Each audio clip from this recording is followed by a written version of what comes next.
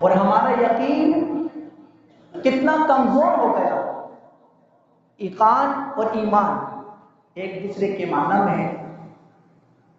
ایمان اور یقین ہم معنی ہے، مترادف الفاظ ہیں، ایک ہی مطلب ہے.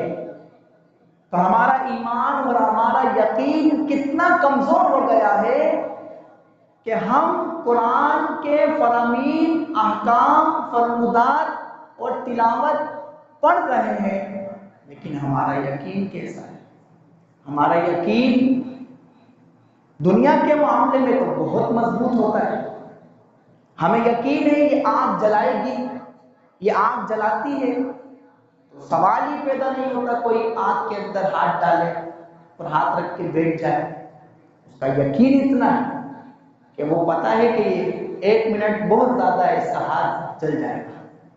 تو ہمارا یقین ہمیں اپنا ہاتھ، اپنا جسم آگ میں نہیں ڈالنے دیتا. یہ قرآن پہ کیسا یقین ہے؟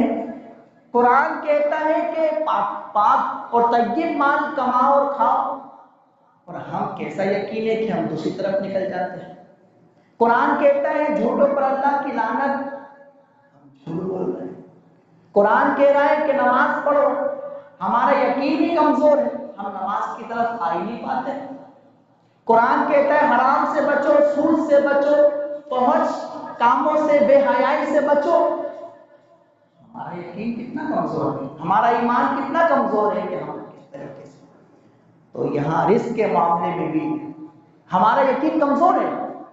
جبھی تو ایک دکاندار جھوٹ بول رہا ہے، دھوکہ دے رہا ہے، دغا اور فریب کر رہا ہے کہ میں جھوٹ بولوں گا تو 2 پیسوں کا فائدہ آئے گا، قسم کھاؤں گا تو منافع زیادہ ملے گا، اور میں دھوکہ دوں گا تو میری دکان زیادہ چلے گی.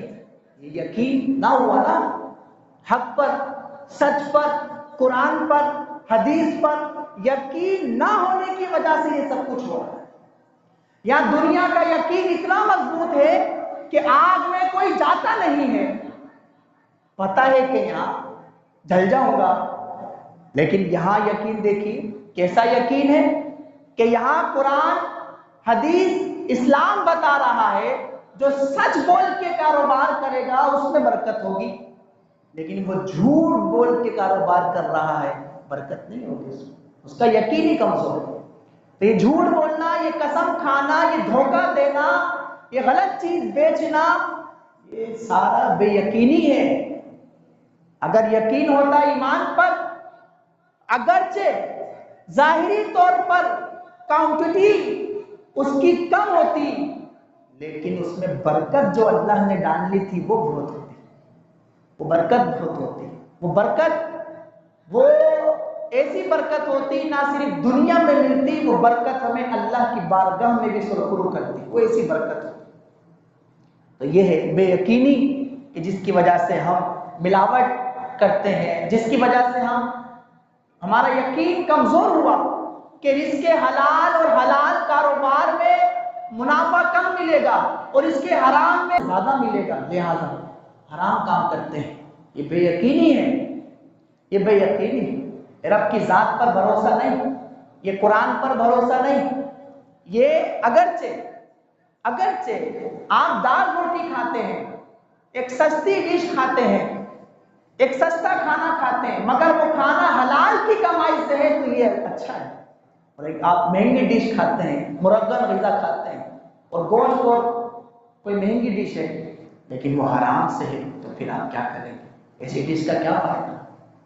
ایسی ڈش تو کوئی ہمیں تحفے میں بھی دے تو ہم قبول نہ کریں. ایسا کھانا اور ایسا لقمہ کوئی ہمیں آ کے فری میں بھی دے دے کہ آؤ یہاں پر اسٹال لگا ہے، آ جاؤ یہاں پہ حرام چیزیں ملتی ہیں، وہ زبان سے نہیں بولے گا حرام ہے، لیکن آپ کو پتا ہے یہ رزق حرام ہے، تو آپ وہاں سے نہیں کھائیں گے. ہمارا ایمان اتنا کمزور ہو جائے کہ ہم کسی کی حرام کی دعوت کو قبول کر لیں، ایکسیپٹ کر لیں اور مزے لے کر کھائیں.